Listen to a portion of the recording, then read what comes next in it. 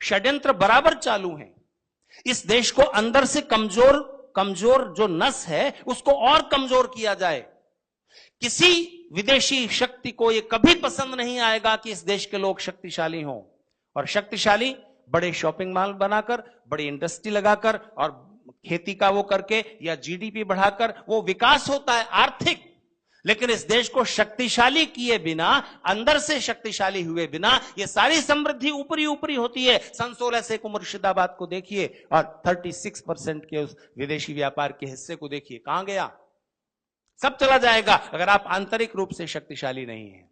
इसलिए उनकी कभी दिलचस्पी नहीं होगी कि वो आप लोगों को आंतरिक रूप से शक्तिशाली होने दें। इसलिए इस देश के बहुसंख्यक समाज को 3 टुकड़ों में बांट दिया गया, शेड्यूल कास्ट, ओबीसी और अपर कास्ट। जब भी इलेक्शन होता है देश की उन्नति सब पीछे रह जाती है, आदमी की अच्छाई सब पीछे रह जाती है। बस हमारी जाति की पार्टी कौन सी है, हमारी जाति का कैंडिडेट कौन है। यही कारण थे पराजय के तब, और यही पराजय के कारण बनेंगे अब। तो ये देश टूटा फूटा रहे, इस देश के लोगों में अपने देश के अतीत के प्रति स्वाभिमान न जगे और वो डिटैच हो जाएं, अपने रूट से कटे हुए रहें, तब आसान होगा उनको कन्वर्ट कर देना या कमजोर बनाए रखना। इसके लिए बहुत सारे तरीके अपनाए जा रहे हैं।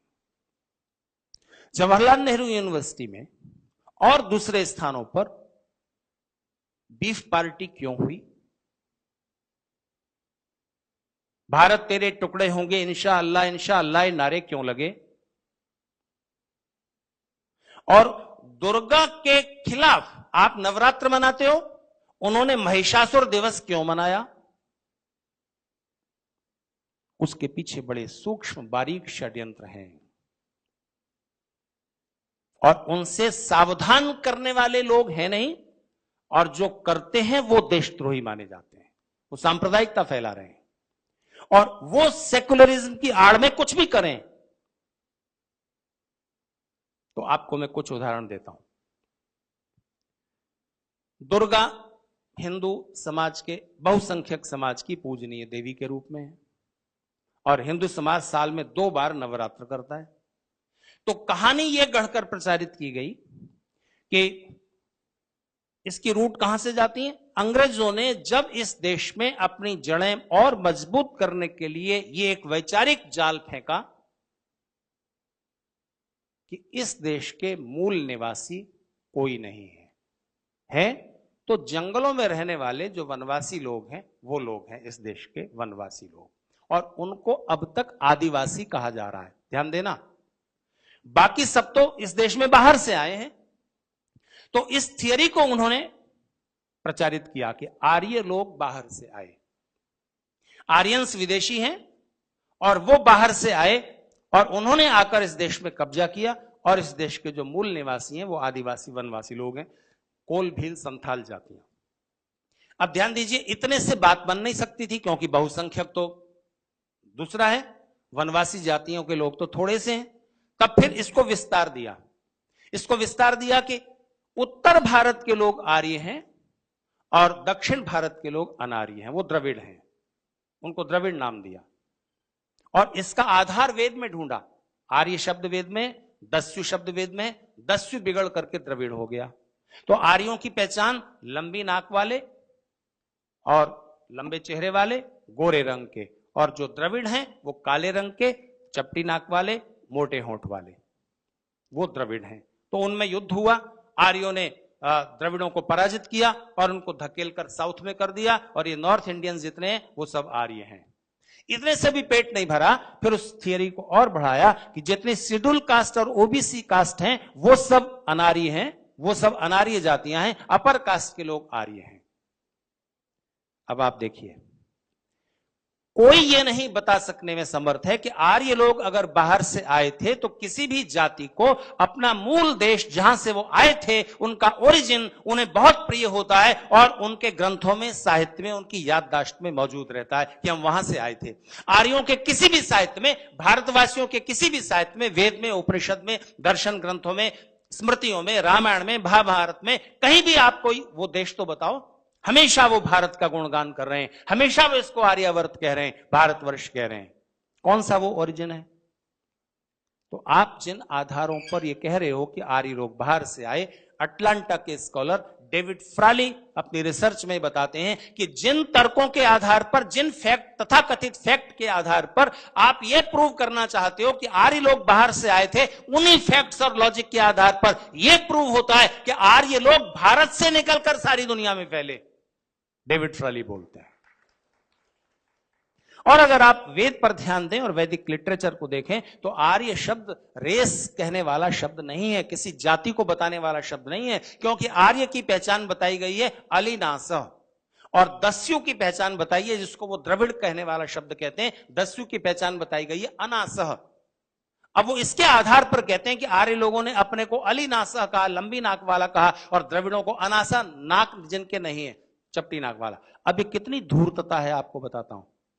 अलिनासा का मतलब होता है भौरे जैसी नाक वाला, तितली जैसी नाक वाला, मधुमक्खी जैसी नाक वाला, और अनासा का अर्थ होता है जिसके नाक ही नहीं है। तो क्या द्रविड़ ऐसे हैं कि नाक ही नहीं है? और कौन सा नॉर्थ इंडियन है जिसकी नाक भौरे जैसी है, मधुमक्खी जैसी है? धूर्तता का उदाहरण देखिए, जबरदस्ती अर्थ बदल रहे हैं। वहां रेस नहीं है, दस्यु और आर्य का मतलब वहां द्रविड़ और आर्य है ही नहीं, जो अंग्रेज हमें सिखाना चाहते हैं। वहां मतलब है जिसकी नाक भौरे जैसी है, तितली जैसी है, मधुमक्खी जैसी है, किसी इंसान की तो नहीं होगी। इसका मतलब यह है जो सुगंध और दुर्गंध को पहचानता है, भौरे की तरह, मधुमक्खी की तरह, तितली की तरह, जो सुगंध और दुर्गंध को पहचानता है, मतलब जो उचित और अनुचित को पहचानता है, रीगतौ जिससे ये आर्य शब्द बनता है, जो उचित और अनुचित को समझ करके अपने सब कामों को करता है, वो आर्य है। और जिसके नाक ही नहीं है, जो गलत सही उचित अनुचित का विचार नहीं करता, बस अपने स्वार्थ को देखता है और कुछ भी कर देता है, वो व्यक्ति अनार्य है या दस्यु है। इसका द्रविड़ से कोई मतलब नहीं। लेकिन उन्होंने जाल फेंका और भारतवासी फंस गए, और अभी तक हमारे देश की यूनिवर्सिटीज में, कॉलेजेस में यही थियरी पढ़ाई जा रही है। अफसोस, आश्चर्य होता है हमारे देश के शिक्षाविदों, राजनेताओं की बुद्धि पर। मुझे आप बताइए, ये तथ्य तो अभी विवादास्पद है कि आर्य बाहर से आए, नहीं आए, कहां से आए वगैरह, ठीक। इस बात को प्रूव करने के लिए तो किसी लॉजिक की, फैक्ट की जरूरत नहीं है कि ब्रिटिश लोगों ने, अंग्रेजों ने कोलंबस के अमेरिका खोज लेने के बाद वहां पर हमला किया और वहां के रेड इंडियंस को, मूल निवासियों को मार मार करके खत्म कर दिया। आज वो सिर्फ 6000 की संख्या में जिंदा हैं, सिर्फ 6000। अमेरिका के इतिहास की किताबों में पढ़ाया जाता है कि हम लोग बाहर से आए थे और हमने यहां के रेड इंडियंस को मार मार के कम कर दिया, 6000 रह गए और वहां रहते हैं। ये पढ़ाते हैं, वो पढ़ाते हैं। वो जो प्रूवन तथ्य है, दुनिया जानती है, उसको वो अपनी किताबों में नहीं पढ़ाते, और जो विवादास्पद तथ्य है उसको हम किताबों में इतिहास बनाकर पढ़ाए जा रहे हैं। तो जेएनयू में ये कथा प्रचारित की गई कि दुर्गा आर्यों की देवी थी। महिषासुर यहां का मूल निवासियों का राजा था, अनार्य था और बड़ा बहादुर था। आर्य लोग उसको लड़ाई करके, युद्ध करके हरा नहीं पाते थे। तब उन्होंने दुर्गा नाम की एक वेश्या को महिषासुर के पास भेजा, जिसने उसे अपने रूप जाल और अदाओं से अपने को उसको रिझाया और उसको अपने जाल में फंसाकर उससे शादी की। 9 दिन तक उसके साथ रही। 9वें दिन उस महिषासुर को छल से, कपट से मार दिया, और उसके बाद आर्य लोगों ने उत्सव मनाया। ये नवरात्र है। इस बात को जेएनयू में प्रकाशित एक पत्रिका यादव शक्ति नाम की मैगजीन में इस कहानी को छापा। तो यादव जाति के जो छात्र वहां पढ़ते थे जेएनयू में, उन्होंने इसका विरोध किया। ये क्या बदतमीजी है, यादव के नाम से तुम इस कहानी को क्यों छाप रहे हो यादव शक्ति में? तो उस मैगजीन को नष्ट किया गया। तब फॉरवर्ड क्रिश्चियन नाम की मैगजीन में यह कहानी छापी गई, और इसके बाद से वहां महिषासुर दिवस मनाया जाता है हर साल। ये आर्यों का ये है नवरात्र, दुर्गा का वो, हम महिषासुर दिवस मनाएंगे। ये किस लिए है? विघटन पैदा करने के लिए। अच्छा, किसी को गोमांस खाना है, खाओ, खाते ही हैं बहुत लोग, लेकिन उसको पार्टी के रूप में क्यों कर रहे हो? ताकि तुम्हें चिढ़ाना है और कुछ लोगों को इस देश के प्रति द्रोही बनाना है। इस देश की रूट से काट दो, जड़ों से काट दो, संस्कृति से काट दो, परंपराओं से काट दो, और वो अपने आप देशद्रोही हो जाएंगे। कम से कम देश के प्रति उनमें प्यार नहीं होगा। देश के प्रति प्रेम किन में होता है? जिनकी रूट्स, जिनकी जड़ें देश के इतिहास में होती हैं, जो इस देश के इतिहास के लोगों पर, उन गौरव पुरुषों पर अभिमान करते हैं। राम हमारे हैं, महाराष्ट्रियन भी मानता है, यूपी का भी मानता है, बिहारी भी मानता है, तमिल भी मानता है। कृष्ण हमारे हैं, ऋषि हमारे हैं, उपनिषद हमारे हैं, वेद हमारे हैं, ये हमारी सांस्कृतिक धारा, इस सब से हम अपना जुड़ाव महसूस करते हैं। और जो इससे जुड़ाव नहीं महसूस करता, जिसके पूज्य भावनाएं इस देश से बाहर की जमीन से जुड़ जाती हैं, वो इस देश का नागरिक रहेगा, उसके मन में भक्ति का वो कोशेंट कम हो जाएगा, देशभक्ति का। ये एक स्वाभाविक प्रक्रिया है। उदाहरण देता हूं आपको। चाइना आपका दुश्मन है ना? जापान? क्यों? क्योंकि जापान बौद्ध है और उसकी भावना इस बात से जुड़ती है कि हमारे पूज्य पुरुष बुद्ध भारत में पैदा हुए थे, इसलिए भारत हमारे लिए पूज्य भूमि है। चाइना भी बौद्ध था, कम्युनिस्ट हो गया, शत्रु हो गया। विचार बदल जाते हैं, भावनाएं बदल जाती हैं। Thoughts rule the world. विचार और भावनाएं मनुष्य को शासित करती हैं, रूल करती हैं। इसलिए विचार बदल दो, भावनाएं बदल दो, जड़ों से काट दो, और आपकी नई पीढ़ी देशभक्ति से दूर हो जाएगी।